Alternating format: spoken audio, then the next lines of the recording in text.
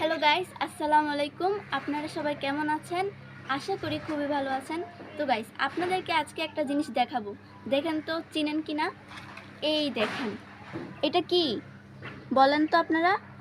এটা কি ফল একটু বলেন? এটা হচ্ছে একদম দেশি গাব।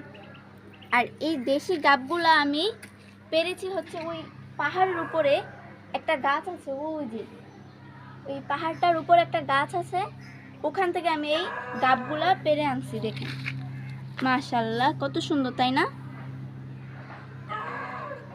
এই ফলটা কিন্তু খুবই সুস্বাদু হয়, আরও পাহাড়ি বলে কথা। পাহাড়ি ফল, এই দেশি গাবটা খেতে খুবই সুস্বাদু। আমি আজকে খেয়ে দেখি কি অবস্থা।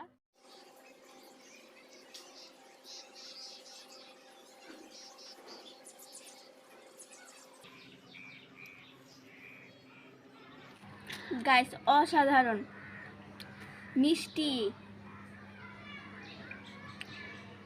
মিষ্টি আর অনেক রসালো, সেই স্বাদ, অনেক মিষ্টি এটা।